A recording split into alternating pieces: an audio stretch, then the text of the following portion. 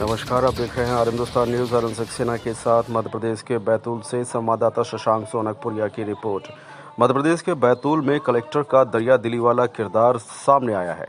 आपको बता दें कि कलेक्टर नरेंद्र कुमार सूर्यवंशी घोड़ा डोंगरी पहुंचे। तहसील कार्यालय घोड़ा डोंगरी में कलेक्टर ने राजस्व विभाग की समीक्षा के साथ यहां जनमानस की समस्याएं भी सुनी। बड़ी आस लिए यहां पहुंची एक बुजुर्ग शांतिबाई ने नम आंखों से अपनी पीड़ा कलेक्टर को बताई। महिला ने बताया कि उनके परिजन द्वारा उनकी कृषि भूमि पर छल से जबरन कब्जा कर उन्हें कृषि कार्य नहीं करने दिया जा रहा है और चतुर्सीमा गलत बताकर विक्रय कर दिया गया है। उनके मकान पर भी नहीं रहने दिया जा रहा है उन्हें, और उनकी भूमि पर उनके नाती सत्यम का नामांतरण आदेश होने के बाद भी आज तक उनके पोते का नाम दर्ज नहीं किया गया है। महिला की समस्या को गंभीरता से सुनकर कलेक्टर सूर्यवंशी ने नामांतरण आदेश बुलवाया और आदेश अमल नहीं होने पर पटवारी को फटकार लगाई। उन्होंने मौके पर ही शांतिबाई के पोते का नाम दर्ज करवाया और खसरा की कॉपी प्रदान की गई।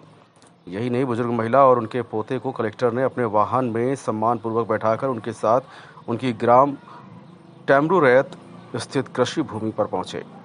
यहाँ उन्होंने जमीन के दस्तावेजों का अवलोकन किया, जिसमें पाया गया कि चतुर्सीमा गलत लगाकर परिजन द्वारा विक्रय कर दी गई है, जिस पर कलेक्टर ने तहसीलदार को रजिस्ट्री दुरुस्त करवाने और सही चतुर्सीमा अनुसार समान रूप से बंटवारा व नक्शा संशोधित किए जाने के निर्देश दिए हैं।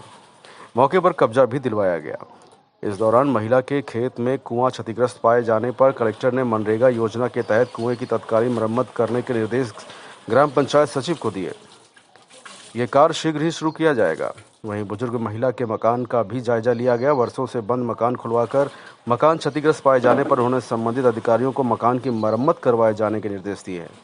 साथ ही जनसहयोग से मकान की छत बदले जाने का भी वायदा किया है। मकान के पीछे किया पड़ोसी का अतिक्रमण भी हटवाया गया। उन्होंने ग्रामीणों के साथ भी चर्चा कर ये कहा कि ग्राम में शांतिबाई को किसी भी तरह की कोई परेशानी नहीं हो, सभी उनका सहयोग करें। किसी भी प्रकार की परेशानी होने पर तत्काल सूचना तहसील कार्यालय में दें। कलेक्टर ने शांतिबाई के पोते सत्यम को भी महिला एवं बाल विकास विभाग की मुख्यमंत्री बाल आशीर्वाद योजना सहित अन्य शासकीय योजनाओं से लाभान्वित कराए जाने के निर्देश संबंधित अधिकारी को दिए हैं।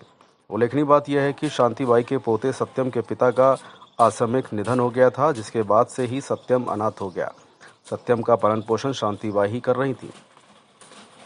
कलेक्टर बैतूल नरेंद्र कुमार सूर्यवंशी द्वारा अवगत कराया गया। फिलहाल आप सुरक्षित रहिए, जुड़े रहिए हिंदुस्तान से। नमस्कार। देखिए, गांव टेमरू में अम्मा है ये शांति देवी। इनकी ज़मीन को कुछ गलत तरीके से कुछ इनके परिवारजनों ने बेच दिया था। उसके बाद में ये अम्मा को पिछले 1.5-2 साल से अम्मा अपनी ज़मीन पे खेती भी नहीं कर पा रही थी। अम्मा के बेटे का नाम भी भूमि पर नहीं चढ़ पा रहा था।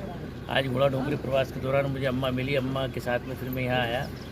इनको ये जो आप देख रहे हैं मकान, ये मकान का हम लोगों ने कब्जा भी दिलाया है अम्मा को, और साथ में अम्मा के जो पत्रे अतरे हैं वो हम विभिन्न तरीके से इसको ठीक करा के इसको देंगे। इसके पीछे ज़मीन है, उसका बराबर भी हम लोगों ने अभी सीमांकन करा के उसका जो पटांकन इत्यादि की कार्रवाई की है।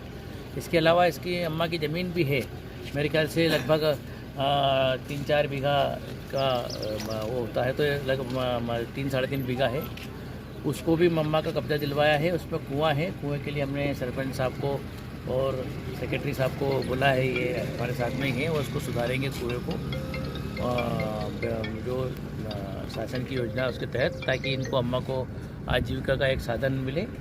और साथ में बाल आशीर्वाद योजना में अम्मा के ये जो नाती हैं, इनकी माता पिता दोनों एक्सपायर हो गए हैं, तो उनकी जो उनकी स्कॉलरशिप वगैरह का जो प्रावधान है उसको भी कर रहे हैं। तो ये सब ये आज कार्रवाई करिए। साथ में ग्रामीणों को बिठा के हम लोगों ने यहाँ पे ये भी बताया है कि ये अम्मा और उसके बेटे के प्रति सहृदय माहौल रखेंगे। सभी गाँव वाले भी खुश हैं इस बात से। और बात अगर जिनकी ज़मीन जिन्होंने गलत तरीके से बेची है या गलत लेआउट बना के बेची है, तो उसके लिए हम आवश्यक कार्रवाई करें। सर, एक